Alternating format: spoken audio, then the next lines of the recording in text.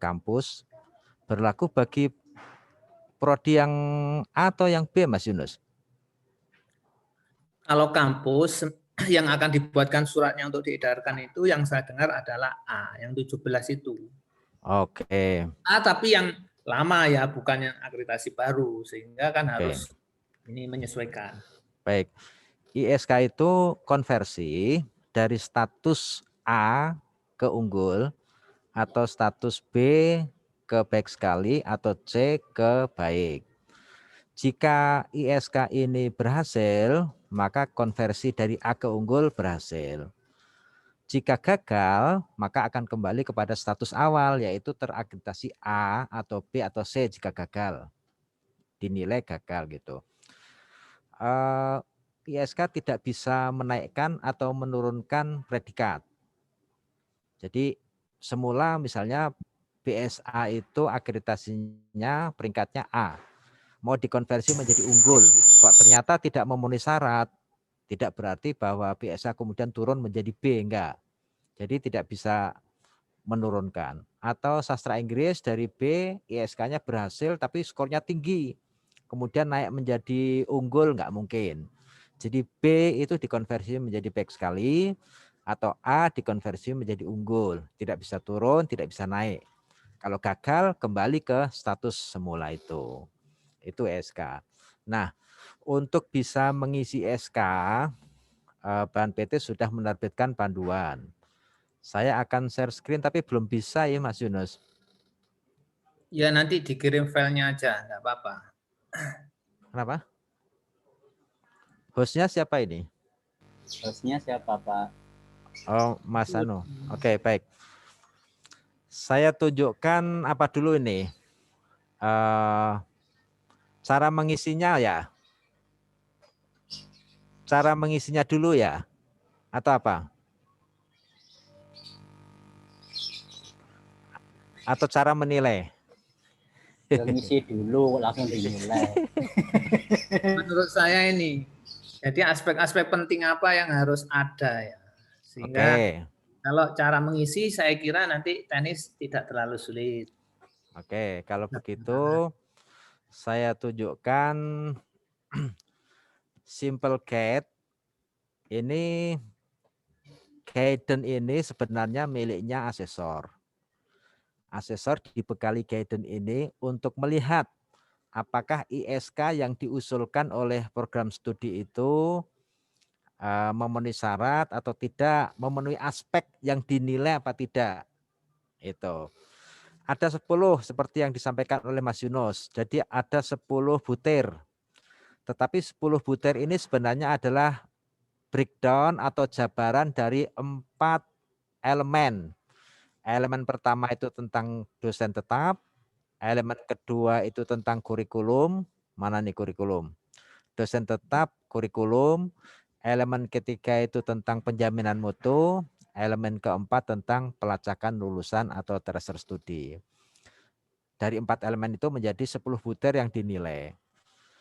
Ini ya sebenarnya indikator dari tabel yang diisikan di instrumen. Karena itu kita enak kalau ke tabel saja, tabel yang akan diisi gitu. Sekalian kita bisa punya pemahaman tentang bagaimana mengisi itu, nggak apa-apa, 30 menit lah kira-kira ya. Gimana, setuju nggak? Oke. Ya, monggo Pak. Otomatis itu ya.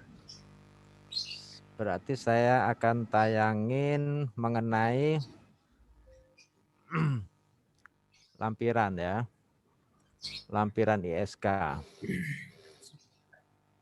Kalau di Excel itu lebih enak sebenarnya tapi kecil. Yang di Excel itu ada kan Pak Ilmi? Ada. Yang ada tinggal nyentang. Oh ya, nanti ke sana juga. Oke, kelihatan nggak? Kelihatan ya? Ya udah. Ini adalah isian ISK. Namanya format isian ISK. Pertama dosen tetap, elemen untuk dosen tetap. Ini kita mengisi data tentang DT dan DTPS. Nah, kita harus bisa membedakan apa itu DT dan apa itu DTPS.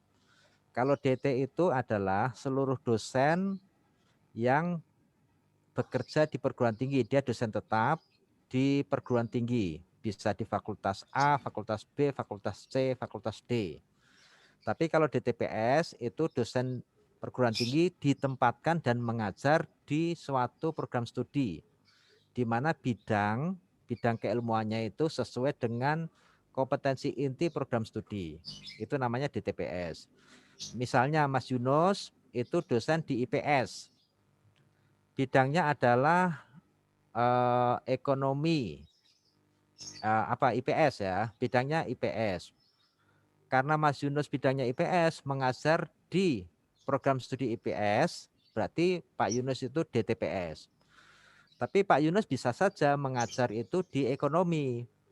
Ekonomi mengajar misalnya mata kuliah tentang ekonomi sosial, misalnya gitu ya. Ada mata kuliah namanya ekonomi sosial. Nah, di situ mengharuskan adanya mata kuliah sosial. Kemudian Mas Yunus mengajar di ekonomi. Nah, sekarang pertanyaannya, apakah bidang Mas Yunus sesuai dengan kompetensi inti prodi di ekonomi itu atau tidak? Kalau sesuai, berarti Mas Yunus itu DTPS di ekonomi, juga DTPS di tarbiyah. Gitu.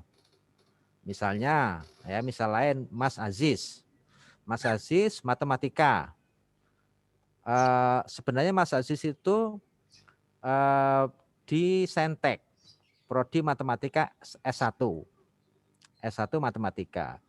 Mengajar bidangnya matematika dan mengajar mata kuliah yang kompetensinya sama dengan kompetensi inti sesuai dengan kompetensi matematika. Mas Aziz menjadi DTPS di matematika. Kemudian di pasca sarjana ada magister matematika juga, prodi lain. Ternyata Mas Aziz mengajar di sana karena bidangnya matematika dan di sana mengajar mata kuliah yang kompetensi inti dari program studi magister itu. Mas Aziz menjadi DTPS di matematika S1 dan DTPS di matematika S2 itu. Itu tentang DTPS Bapak Ibu. Ini dituliskan semuanya dosen yang mengajar di prodi yang akan dikonversi pada saat TS. Misalnya sekarang kita ini akan mengusulkan ISK, maka TS-nya itu adalah tahun akademik 2019-2020. Tahun akademik penuh. Selama ada dosen yang mengajar pada saat itu, baik semester 1 maupun 2, semester ganjil atau genap, ditulis di sini. Nanti dihitung jumlahnya berapa. NIDN-nya ditulis atau NIDK. Pendidikan pasca sarjananya ini ditulis nama program studinya. Doktor juga nama program studinya. Nah, untuk bidang keahlian, itu bidang keahlian yang kira-kira ada kaitannya dengan mata kuliah. Misalnya saya, Islamic Studies atau Dirosa Islamiyah. Saya mengajar tentang sosiologi agama. Bidang keahliannya sosiologi agama. Kalau saya ngajar di SIAI, studi ilmu agama Islam, berarti sesuai dengan kompetensi. Maka di sini saya centang. Saya sesuai ya, kesesuaian kompetensi inti karena saya mengajar saya Islamic Studies, bidangnya adalah sosiologi agama dan ngajarnya itu adalah di SIAI, maka di sini dicentang. Kalau ada Bu Aniat mengajar bahasa Indonesia keahliannya, berarti tidak perlu dicentang jika program studi yang diakreditasi adalah SIAI. Karena Bu Aniat bidang keahliannya tidak sesuai dengan kompetensi program studi yang diakreditasi. Enggak usah dicentang. Nanti yang dicentang-centang itu dijumlah di sini. Jabatan akademik, lektor kepala dan seterusnya ditulis. Sertifikat pendidik diisi nomor sertifikatnya. Kalau punya sertifikat kompetensi atau industri ditulis juga sertifikatnya, nomor sertifikatnya dan yang mata kuliah yang diampu pada PS. Mata kuliah apa? Misalnya Mas Yunus mengajarnya 3 mata kuliah. Nulisnya gimana? Misalnya Mas Yunus ngajarnya ilmu Al-Qur'an titik koma, ilmu hadis titik koma, fikih gitu. Jadi jangan ditulis koma, nanti enggak terbaca ketika di generate. Jadi kasih titik koma. Ilmu Al-Qur'an titik koma, ilmu hadis titik koma, fikih. Itu. Jika mengampu Tanpa spasi ya, tanpa spasi. pakai spasi setelah titik koma itu spasi. Oke. Bidang keahlian kesesuaiannya dengan mata kuliah yang diampu. Kalau sesuai dicentang. Kalau nggak sesuai nggak usah dicentang. Nanti diminta jumlahnya. Di sini diminta jumlahnya, yang abu-abu nggak usah diisi. Yang warna putih diisi jumlahnya, di jumlahnya. Mata kuliah yang diampu pada PS lain. Kalau Mas Yunus mengajar selain di IPS, ngajar mata kuliah apa? Itu juga misalnya 3 juga gitu. Bahasa Indonesia titik koma, bahasa Inggris titik koma begitu.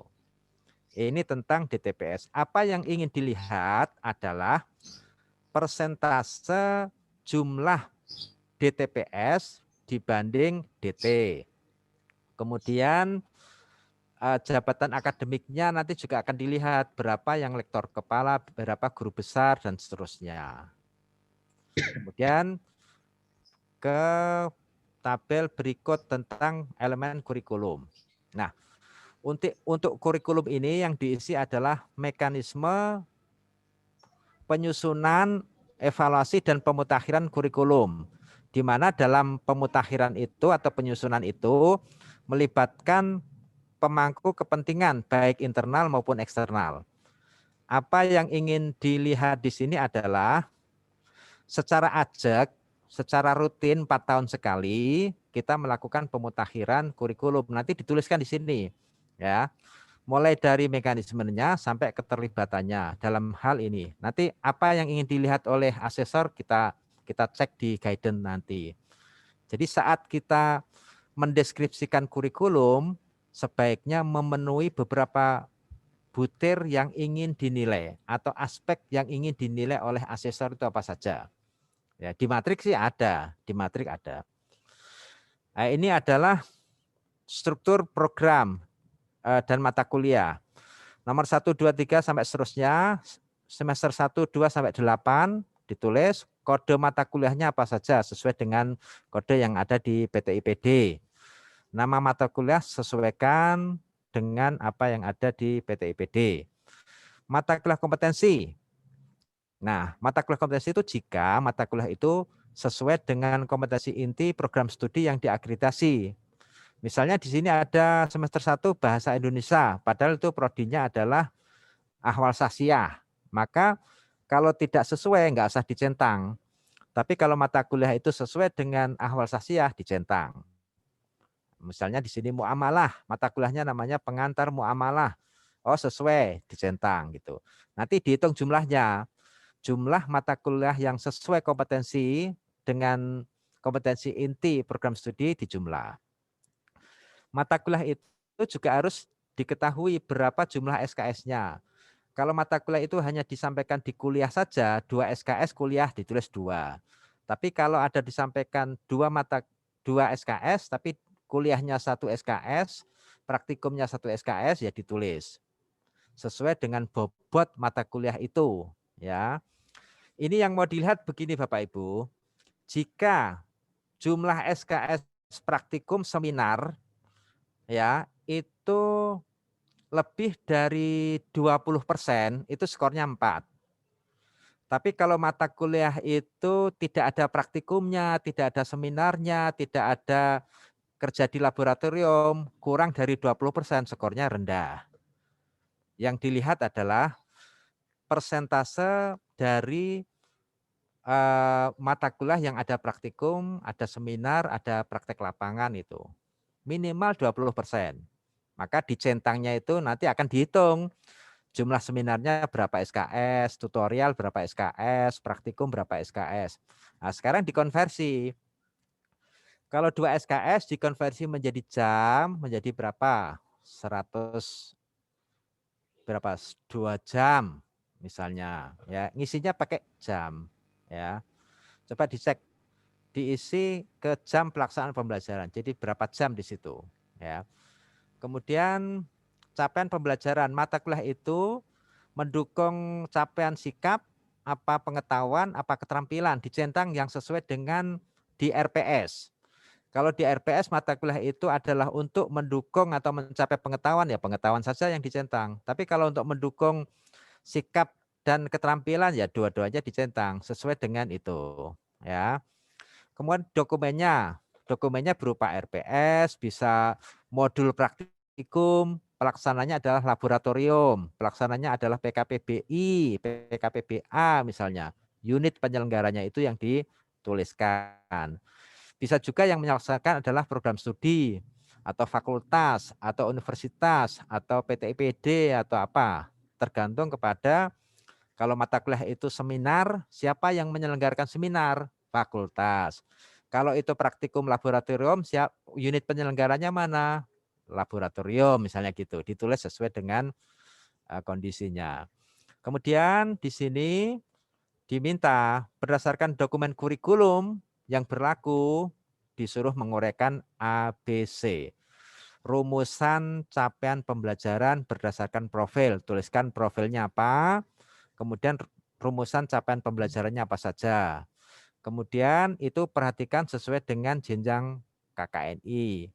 Berarti 6. Penjabaran dari capaian pembelajaran ke dalam bahan kajian dan struktur kurikulum. Pemetaan capaian pembelajaran ini biasanya dalam bentuk tabel juga. Ya, bentuk tabel-tabel itu. Yang ada keterhubungan antara profil dengan capaian pembelajaran dengan bahan kajian dan struktur, kemudian peta capaian pembelajaran dengan bahan kajian. Saling terhubung dan mendukung jadilah peta. Penjaminan mutu ini ada dokumen formal penetapan unsur pelaksana. Jadi misalnya di sini yang dimintakan UPPS tuh. Berarti orang UPM itu harus di SK-kan.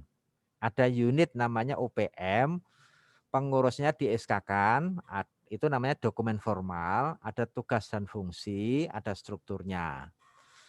Itu namanya ketersediaan dokumen formal penetapan unsur pelaksana penjaminan mutu di UPPS. Kemudian kedua, dokumen mutu ada 4. Kebijakan SPMI, manual SPMI, standar SPMI, formulir SPMI. Misalnya UPM yang sudah ditetapkan itu tidak menyusun dokumen mutu sendiri, tetapi mengadopsi dari dokumen SPMI-nya LPM, tidak apa-apa, tetapi harus dideklarasikan bahwa di dalam tugas dan fungsi itu, bahwa dokumen yang berlaku di LPM itu berlaku juga di UPPS. Harus ada deklarasi begitu. Kemudian keterlaksanaan siklus PPEPP itu. Kapan ditetapkannya, bagaimana menetapkannya, sosialisasi, siapa yang melaksanakan, siapa yang memonitor, mana bukti monitoringnya, siapa yang mengevaluasi, siapa yang mengaudit, RTM-nya kapan, AMI-nya kapan, penetapan untuk peningkatan, eksternal benchmark-nya itu semua diceritakan. Tidak abstrak, tetapi konkret berdasarkan apa yang kita lakukan. Kapan itu berarti menyebut tanggal. Oleh siapa itu menyebutkan dekan, UPM, dosen, tendik, itu yang dimaui oleh instrumen ini. Bukan abstrak tetapi konkret. Konkret yang mencerminkan pada apa yang kita lakukan. Berarti ada tanggalnya, ada tempatnya gitu. Keberadaan laporan audit monitoring ini berarti laporan. Kalau PPPE jalan ya, ada diceritakan di atas, maka laporannya disebutkan di situ. Laporan audit, laporan monitoring, laporan RTM, keberadaan sistem perekaman dan dokumentasi. Ini tentang formulir. Jadi kalau kita ngecek kehadiran dosen pakai apa? Pakai jurnal. Kita punya jurnal. Survei tentang kepuasan, ada laporan survei. Dokumen-dokumen formulir itu juga diminta.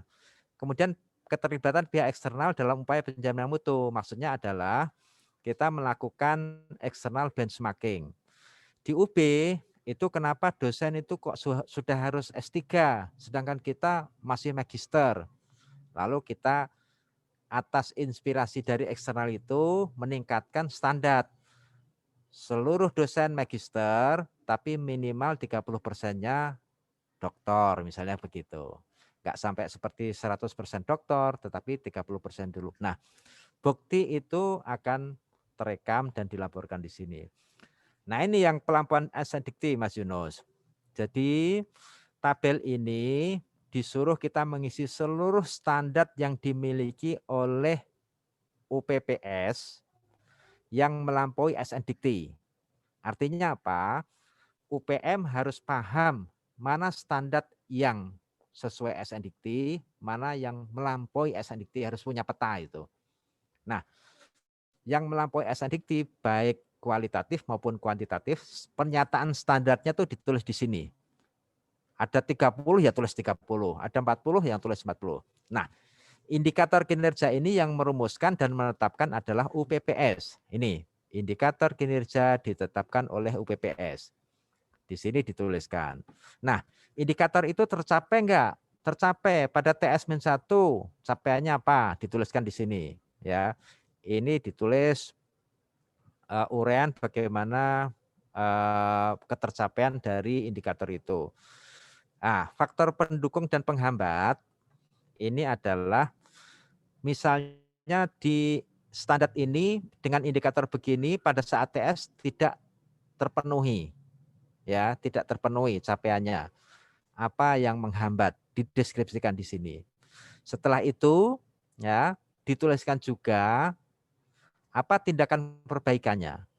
Ini sebenarnya adalah rekaman dari proses PPEPP, terutama di evaluasi dan pengendalian.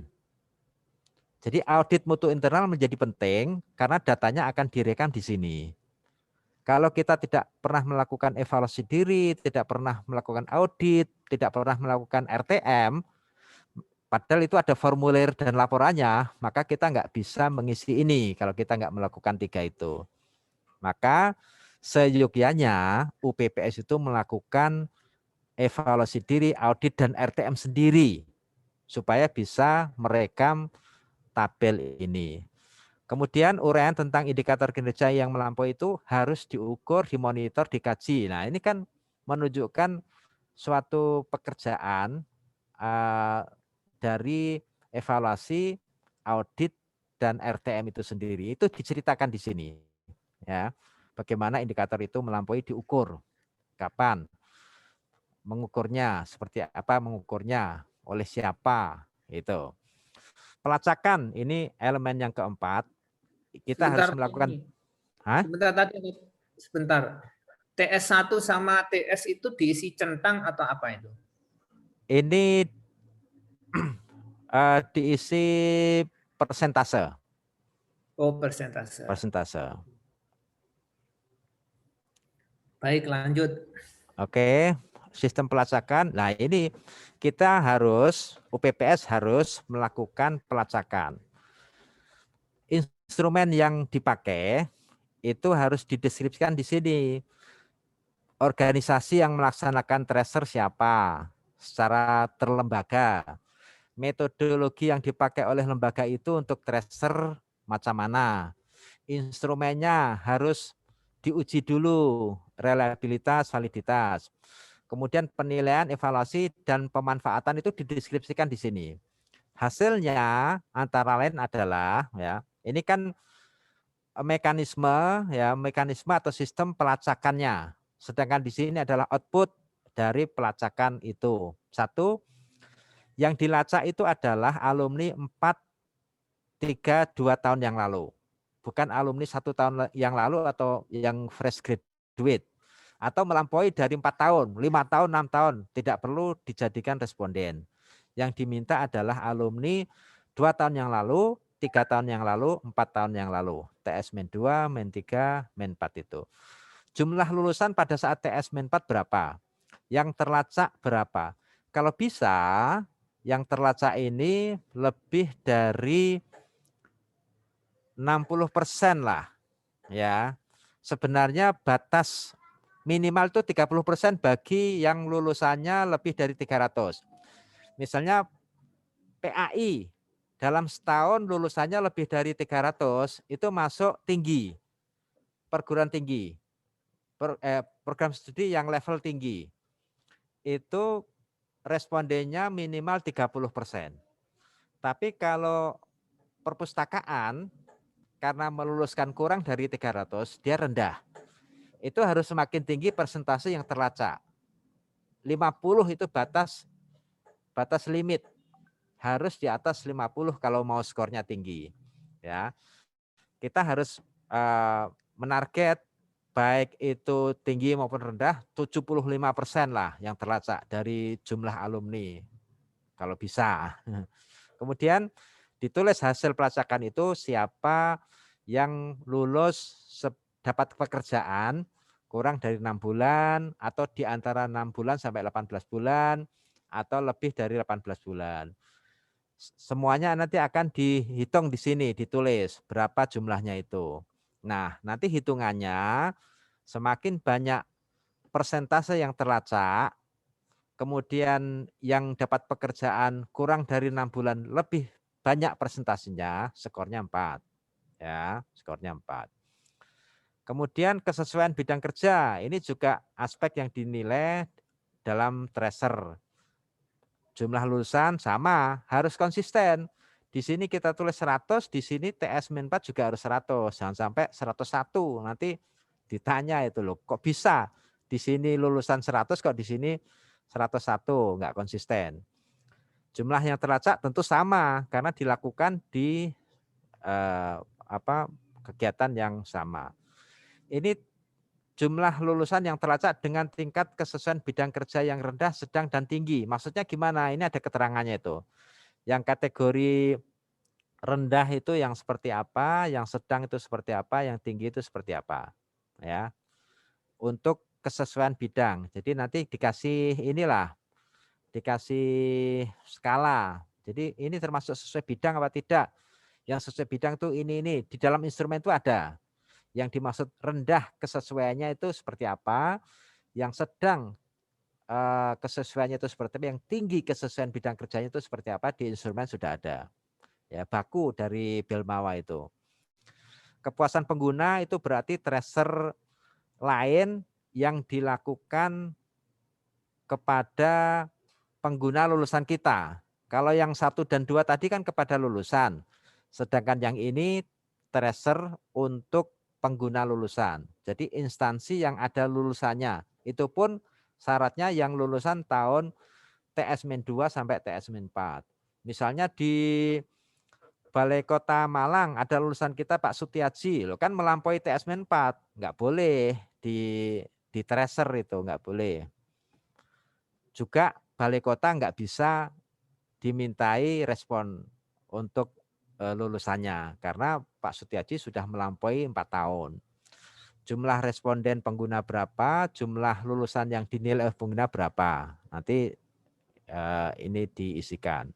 Semakin banyak responden, ya, semakin banyak yang dinilai, semakin tinggi skornya. Kemudian di sini tingkat kepuasan sama, ya, dari pengguna tadi, dari sisi etika, keahlian, ini direspon. Kalau ada respon itu yang isinya 10% kurang, ini harus ada rencana tindak lanjut. Pokoknya kalau ada baik atau cukup, di sini ada angka, harus diisikan rencana tindak lanjut. Kecuali kalau sangat baik semua, ya 100%, di sini nggak diisi nggak apa-apa. Tapi nggak logis ya. Mestinya kan ada yang puas, ada yang cukup puas dan terusnya. Nanti dihitung.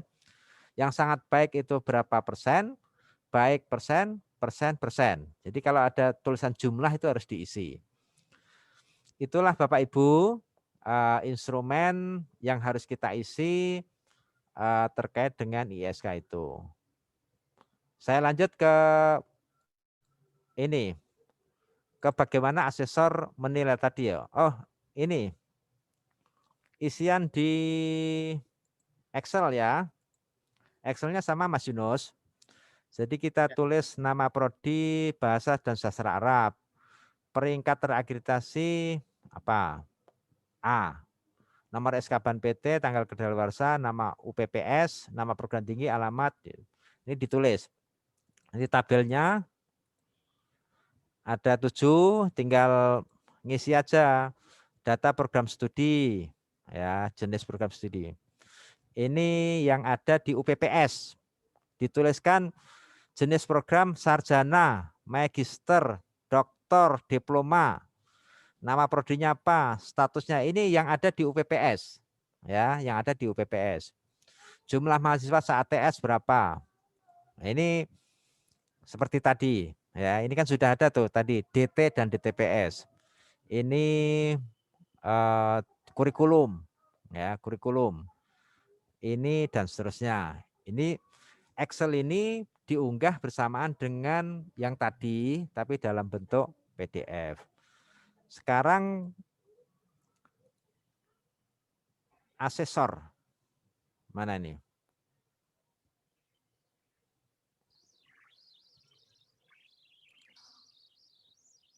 Nah, ini. Bentar.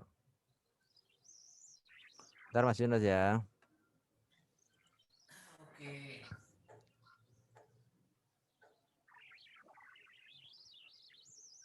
ISK. Oke, yang ini aja. Pak Dwi boleh merokok, Pak Dwi? Nah, ini. Ini saya kasih contoh. Ini adalah kertas kerjanya. Kelihatan Mas Yunus? Kelihatan. Ini kertas kerjanya asesor Bapak Ibu. Jadi Excel yang diunggah oleh Prodi nanti di-generate langsung masuk ke sini. Langsung masuk ke sini. Nah, ini borang. Borang itu artinya angka ini didapatkan dari isian Excel. Borang. Ini. Tetapi kalau judge itu adalah isian narasi deskriptif seperti penyusunan kurikulum. Itu nanti akan dibaca oleh asesor kemudian dikasih skor. Tulisannya judge itu artinya narasi deskriptif, kualitatif. Kalau borang kuantitatif itu sudah masuk di sini bentuknya borang-borang. Itu bisa diskor langsung, bisa disimulasikan itu. Ini kertas kerjanya asesor. Nanti laporannya akan tampak seperti ini. Nah, jadi peringkatnya C, hasil penilaiannya seperti ini nanti. Kita simulasikan nanti ya, kita simulasikan. Saiki tentang apa Mas? Tanya jawab dulu Mas ya. Aja. Penilaian supaya bisa mencapai unggul itu harus bagaimana? Oke. Rubrik ya Mas ya. Ya Pak. Biar tahu targetnya sampai di sini kira-kira tercapai apa tidak gitu. Kalau begitu tak tutupnya dulu. Tak kuliahnya sih Mas. Sambil menunggu barangkali ada yang mau bertanya, satu pertanyaan dulu.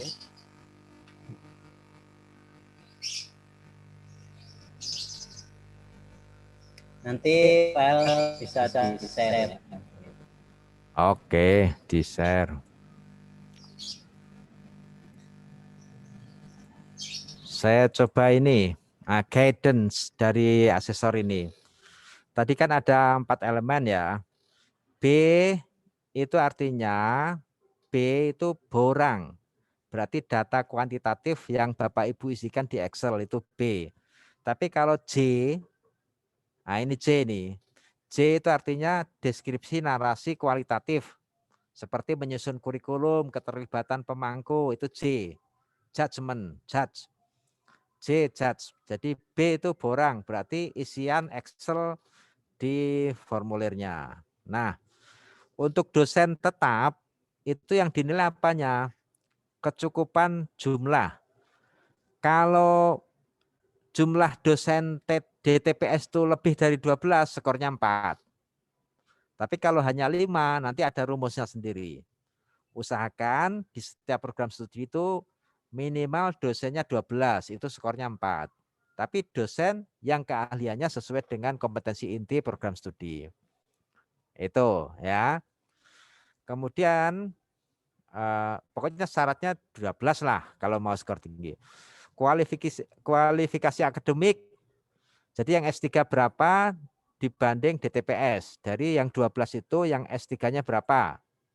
Nanti Kalau skornya 3,5 itu unggul. Nah, rumusnya ada Mas Aziz di matrik itu. Ya, di matrik nanti kita lihat. Kalau jabatan, lektor kepala, kemudian guru besar dan lektor, ini juga persentase. Persentase yang lektor kepala, lektor dan guru besar dibanding DTPS. Dari 12 itu berapa yang guru besar, berapa yang lektor kepala, yang berapa yang lektor. Semakin besar tentu skornya semakin tinggi. Ya, ini isian Excel. Sekarang kurikulum. Kalau kita melakukan kegiatan pemutakhiran kurikulum, itu harus melibatkan kepentingan, pemangku kepentingan. Kalau tidak ada narasi dan deskripsi atas keterlibatan pemangku, skor ini enggak ada. Berkurang. Jadi aspek A, indikator A enggak terpenuhi. Jadi keberkalaan itu maksudnya selama 4 tahun, kapan dilakukan. Melibatkan internal dan eksternal. Direview oleh pakar sesuai dengan perkembangan iptek.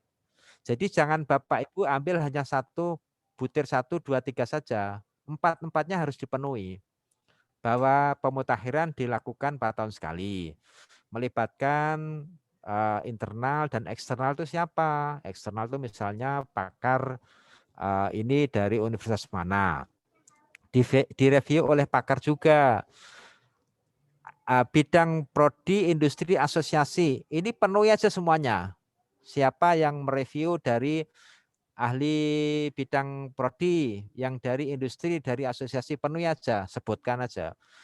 Sesuai dengan iptek, iptek yang mana, kebutuhan pengguna yang mana, ini kan bisa dilingkan kepada hasil tracer atau kepuasan pengguna itu. Butir 1, 2, 3, 4 usahakan dipenuhi. Kalau dipenuhi itu berarti aspek yang dinilai terpenuhi. Kesesuaian capaian pembelajaran dengan profil 1, 2, 3, 4, 5. Ini harus dipenuhi. Jangan sampai narasi deskriptifnya itu hanya mencakup butir 1, 2, 3 saja. Tetapi harus 1, 2, 3, 4, 5. Ini namanya sempurna. Ketepatan struktur juga 1, 2, 3, 4 harus dipenuhi. Jangan hanya 1, 2. Nanti skornya tidak maksimal. Kemudian untuk penjaminan mutu, kalau dibilang keterlaksanaan SPMI, akademik dan akademik dibuktikan 5 aspek. Ini 5 ini harus dipenuhi semua. Ada dokumen legal pembentukan unsur, ada dokumen SPMI, terlaksana siklus, bukti sahih, keterlaksanaan eksternal benchmarking. Ini juga harus dideskripsikan 5-5-nya. Ya. Pelampuan SNDikti juga 1, 2, 3, 4 butir 4 ini semua harus dipenuhi. Jangan sampai 1, 2, 3, enggak maksimal nanti. Dan seterusnya dan seterusnya. Oke, Mas Aziz. Aku sampai tak minum dulu ya. Ya, monggo silakan, Mbak. Oke, kalau masih sambil menunggu Mbak Elmi, barangkali ada yang mau ditanyakan. Monggo Bapak, Ibu, BM.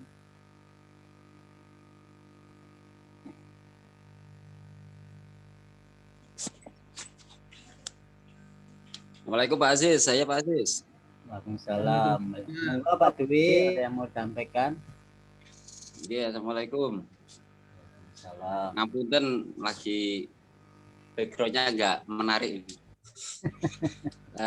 Saya mau tanya ke Pak Hilmi terkait masalah dokumen. Ini langsung teknisnya saja nggih Pak Hilmi. Terkait dokumen SPMI yang harus ada di UPPS, yang harus ada di fakultas. Itu tadi kan ada manual mutu, terus dokumen mutu dan seterusnya itu. Itu tadi kan ada 2 opsi ya. Pertama, kita ada kesepakatan untuk mengekor, dalam tanda kutip mengekor di KJM pusat. Ada juga kita membreakdown sendiri dari dokumen-dokumen yang ada di universitas. Nah, itu kalau seumpama, karena kemarin saya menyusun manual mutu yang tidak ada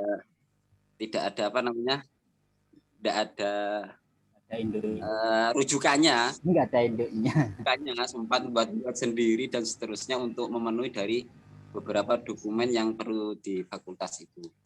Lah, seumpama kita berdiri sendiri gitu sesuai dengan kebutuhan yang ada di fakultas itu pripun? Atau harus mengekor dari universitas? Itu yang pertama. Yang kedua, kalau kita harus mengikuti dokumen-dokumen yang ada di universitas, mungkin nanti Pak Aziz dan tim yang sudah ada dokumennya bisa di-share di grup untuk bisa kita buatkan dokumen yang sesuai yang kita breakdown dari yang ada di universitas. Karena terus terang ini kan dari Fakultas Syariah yang HES yang terbaru ini kan mau akreditasi. Dan kemarin pada waktu penjelasan Pak Hilmi itu banyak sekali yang harus dilengkapi itu loh. Jadi biar kita tidak terlalu mendadak lah. Untungnya ada kabar gembira dari Pak Hilmi itu nggak harus menunggu bulan ini, harus seminggu sebelum habis bisa di upload lah istilahnya untuk borangnya itu. Terima kasih Pak Aziz. Punten. Assalamualaikum warahmatullahi wabarakatuh. Waalaikumsalam warahmatullahi wabarakatuh. Terima kasih Pak Turi. Monggo langsung ke Pak Hilmi untuk menyampaikan bagaimana yang sampai tanyakan Pak Turi. Oke, Mas Aziz, matur nuwun. Mas Dwi, sebenarnya dokumen SPMI yang ada di LPM itu mendukung dokumen akademik yang ada di kampus. Jadi kampus itu punya dituntut untuk mencapai visi, misi, dan tujuannya. Karena itu dikawal dengan penjaminan, namanya penjaminan mutu berupa dokumen. Dokumen di LPM itu harus mencakup 4 macam itu. Ada kebijakan SPMI, ada manual SPMI, ada standar SPMI, ada formulir SPMI. Tentu LPM harus bisa membuktikan bahwa keempat macam dokumen itu ada, reliable, bisa diakses, accessible, kemudian bisa memberikan manfaat. Kalau keempat dokumen itu belum bisa dihadirkan, ya harus kita hadirkan, kita bikin, gitu.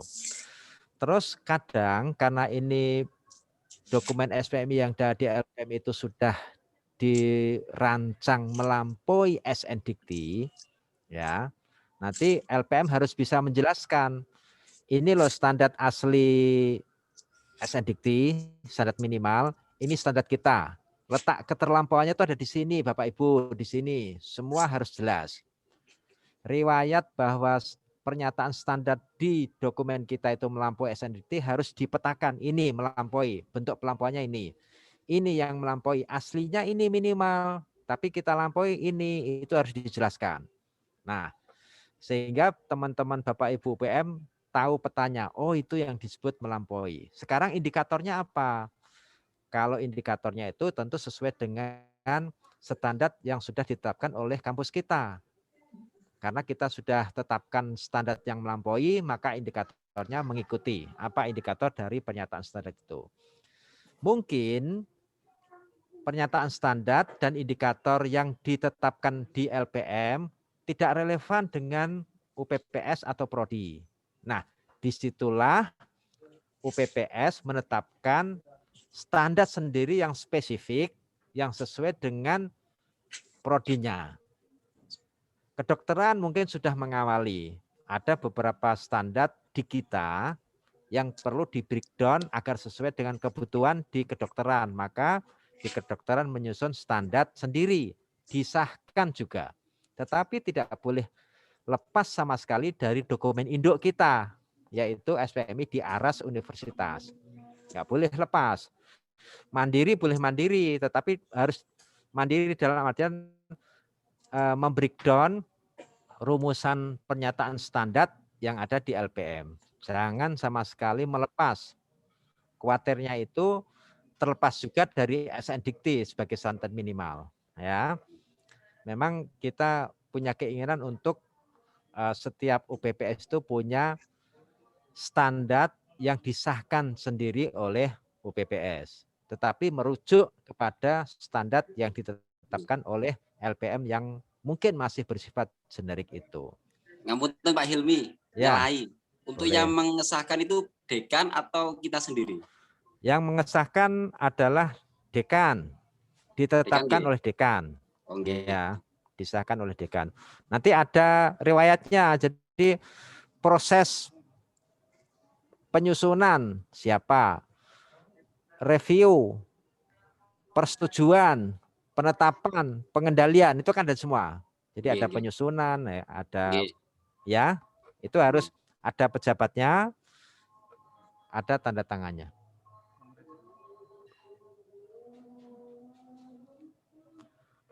Oke, Mas Dwi.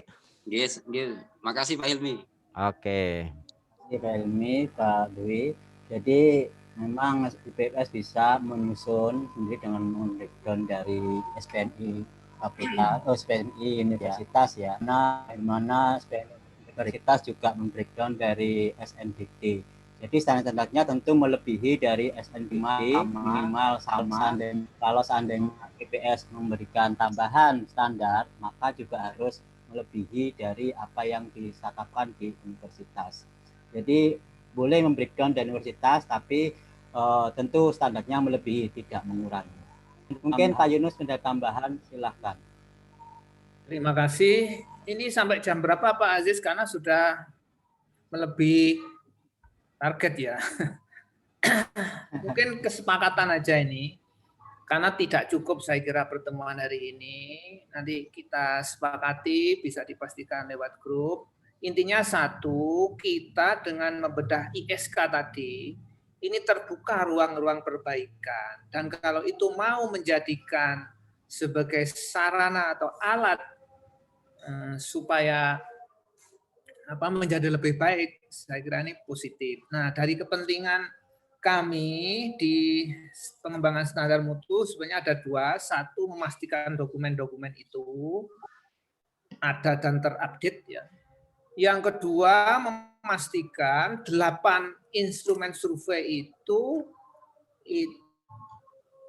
menjadi template yang bisa diakses oleh semua prodi. Tapi karena tidak bisa diciptakan dalam waktu singkat, maka ya harus dipilih ini bertahap. Saya kira itu untuk sementara ini kita kembalikan ke forum. Pak Aziz, kira-kira kapan pertemuan lagi, Pak Aziz? Ya, makasih. Karena keterbatasan waktu. Jadi kita sepakati sampai jam 12 saja ya. Mungkin dilanjutkan di kesempatan yang lain. Bagaimana? UPM kira-kira punya waktu di kesempatan lain akan kita lanjutkan secara lebih lanjut koordinasi atau masalah ISK ini.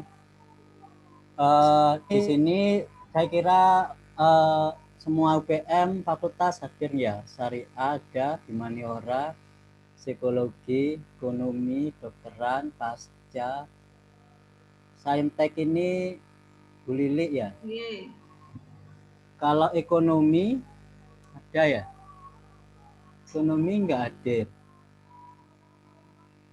Ekonomi siapa Pak Amin yang diundang PM? Baryanto. Oh, Mas Baryanto nggak bisa join ya, nggak ada kabar. Tapi semua prodinya sudah Nah ya itu harusnya hadir.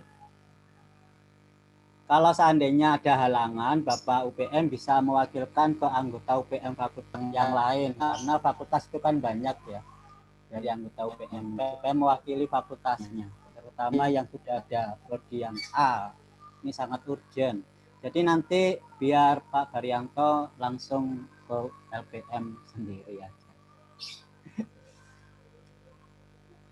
Mungkin ada lagi yang mau ditanyakan sebagai sendiri, bukan tidak menemui Pak Helmi sendiri ya, repot. Iya betul, LPM. Untuk guidance ya, guidance asesor akan saya bagi ke grup UPPM, tapi mohon jangan di-share keluar ya, hanya internal ya. Ya. Ya, di grup UPM saya kirimkan, tapi jangan di-share keluar ya, untuk kepentingan sendiri. Dikasih catatan Pak Ilmi di situ. Rasa wes. Halangan sendiri. sekalian saya ingin bertanya ke teman-teman UPM ini, kalau instrumen yang paling dibutuhkan oleh UPM itu instrumen apa? Sesuai kebutuhan dari SK. SPMI tadi itu, Pak. Apa aja? Seperti manual mutu, formulir mutu itu kayaknya Dokumen mutu. Ya, dokumen mutu bisa mengadopsi dari LPM sebagai penjamin mutu universitas. Nanti kalau saatnya tambahan sendiri dari UPPS, monggo, yang penting bisa breakdown dari dokumen yang ada di universitas karena mengcover dari prodi-prodi. Seandainya ada tambahan dari UPPS untuk membuat breakdown sendiri, boleh dari breakdown dokumen mutu universitas, kemudian diberi label sendiri untuk fakultas tertentu, monggo. Yang penting punya dasar breakdown dari dokumen universitas. Jadi ada sumbernya. Ada semua dokumen mutu di universitas kalau jaminan mutu universitas. Pak, dokumen IKM dari LPM itu lengkap ya Pak, 2018, 19?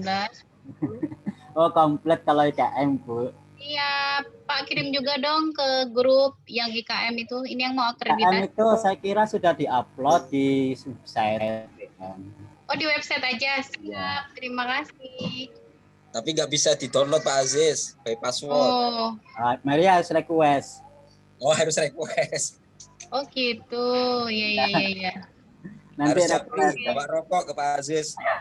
Bawa gula Request ke ya Pak, sama admin. minyak yo. Request ke admin.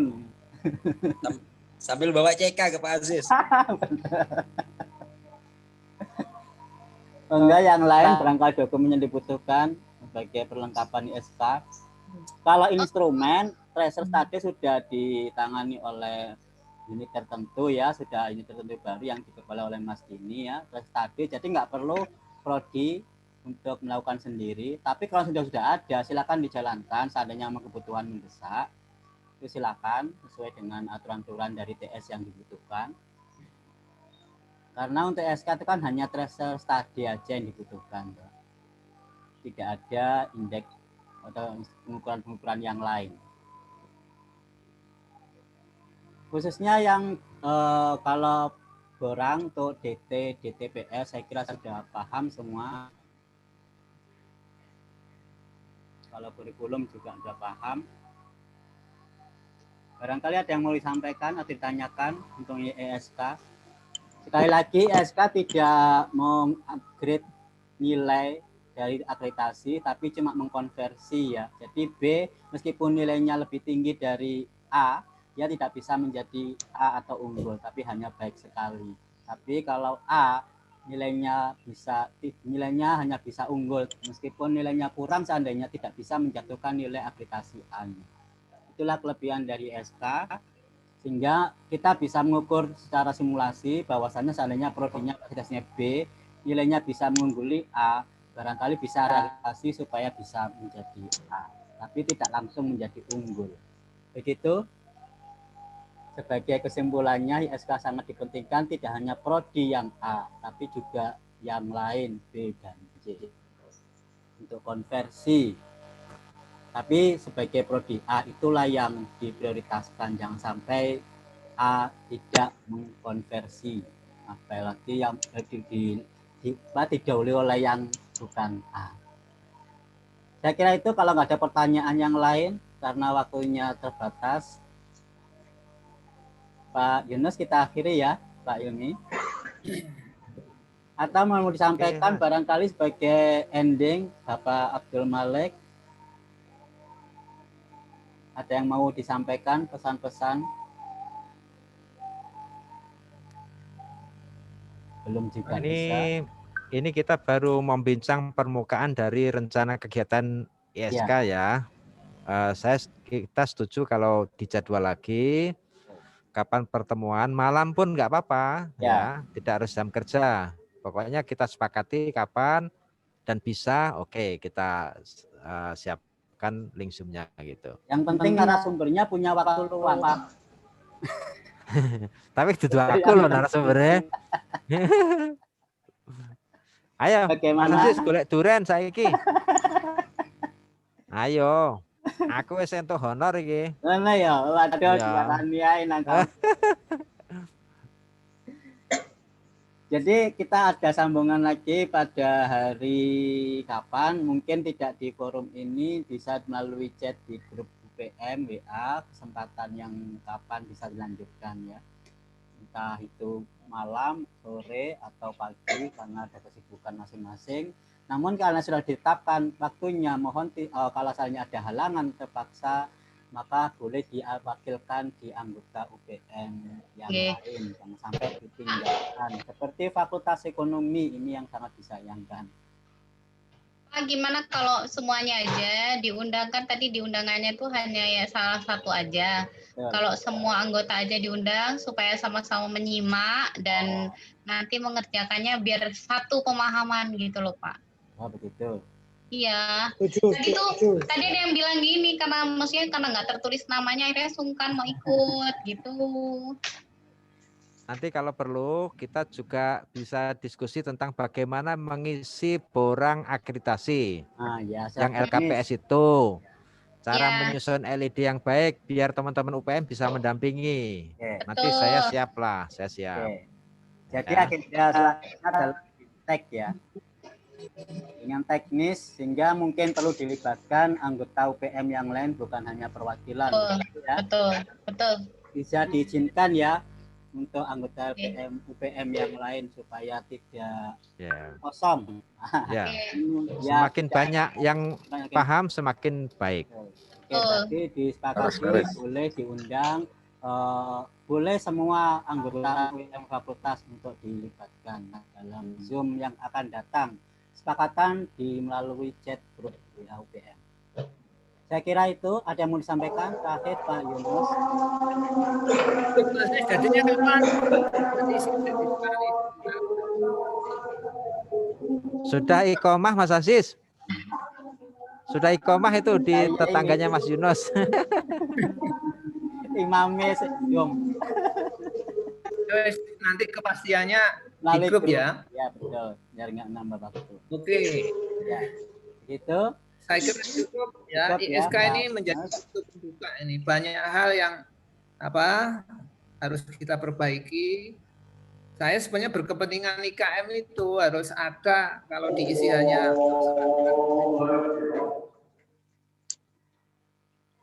Oke, terima kasih Pak Yunus dan Pak Hilmi sebagai narasumber utama telah meluangkan waktunya dalam kesempitannya. Dan ketika masa Pak Ibu, perwakilan dari UPM Fakultas, terima kasih kesempatan waktunya. Mudah-mudahan di waktu yang akan datang bisa lebih banyak lagi yang bisa join dan bisa lebih menyebar bagaimana pengetahuan dan terlaksana dengan baik di masing-masing fakultas. Kita akhiri dengan panjang alhamdulillah, semoga bermanfaat. Alhamdulillah. Mohon maaf atas segala kurangan. Bila ada hidayah. Wassalamualaikum warahmatullahi wabarakatuh. Waalaikumsalam warahmatullahi wabarakatuh.